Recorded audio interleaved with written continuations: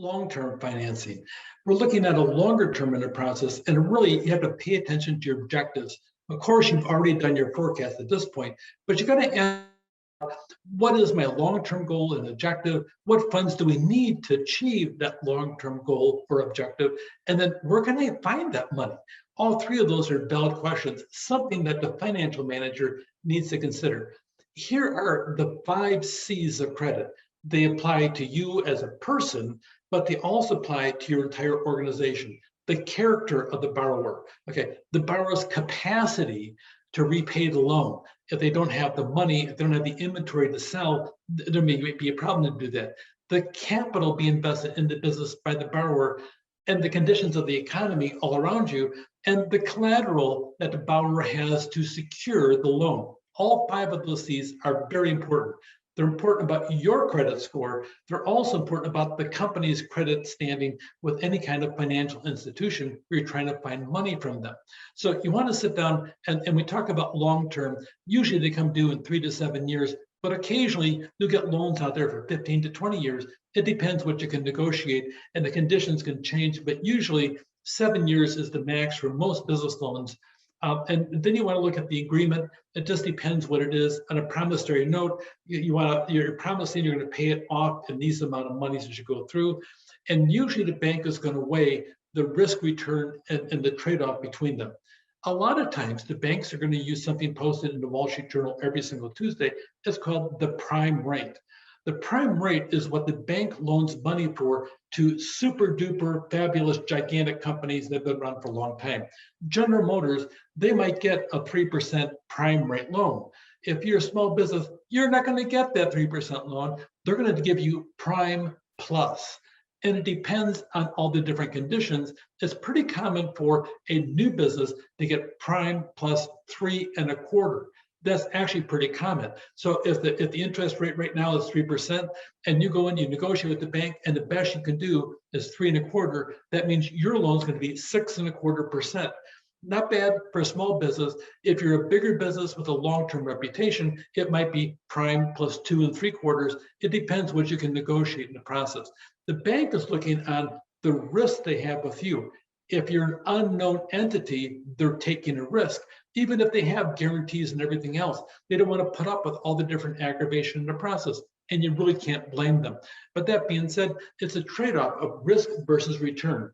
The higher the risk, then the higher the return should be, according to them. Debt financing can also be where you issue a bond.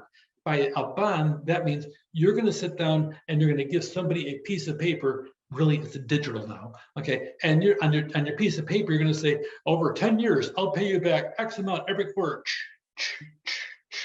in return for this amount of money when you buy my bond.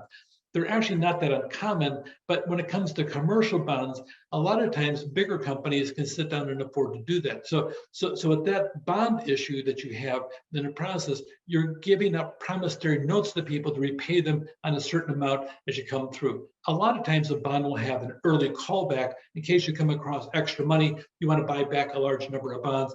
That's pretty common there. And sometimes they're secured to some collateral, sometimes they're unsecured. When they're unsecured, we call them debenture bonds. And make sure you know what a debenture bond is, just in case it shows up on a test for you. Here's an example of the Texas Rangers. Frankly, I prefer to talk about the LA Dodgers, but that's what this slide is over here. Texas, they needed financial replace for old stadium. They wanted a state-of-the-art facility. They went to the city and they went to the state. So the state issued bonds to help finance construction of the Rangers' new home. They have a public-private partnership in the process. So that then the Texas Rangers, they pay a fee to the state because of the fact that the state is probably the owner of the facility in the process. You talk about obtaining long-term financing. Equity financing comes by selling different things because you're selling stock. You want to sometimes, instead of dispersing the earnings called dividends out to the stockholders, you retain those same earnings and you plow them back into the company, like Amazon uses that model. And then sometimes you want equity financing by selling stock to venture capitalists who sit there buy large money, a large amount of stocks in the process and ownerships in your company as well. So different aspects over here. I'll leave this over here, the angel list. It really wanted to educate entrepreneurs about angel investing. Locally here in California, we have a group of the Pasadena Angels, where they have pitches twice a year. And if you're interested in getting some investors that are part of that organization to invest your company, you go to the Pasadena Angels and you throw your pitch. And if you win, you may sit there and get somebody to finance your organization as you come through. It's not that uncommon. Usually we think of venture capitalists or people that have money they want to invest of $1 million or more. An angel investor usually is less than $1 million, typically $100,000 to $300,000. They're really the same thing, two different titles. Angels, we tend to refer to them as smaller amounts, and venture capitalists, larger amounts. Know the 5 C's of credit. That's an important thing. Know what a venture capitalist and an angel investor is, and also know what a bond is versus a loan and how we get them. A little bit differently, same type of debt though. Take care.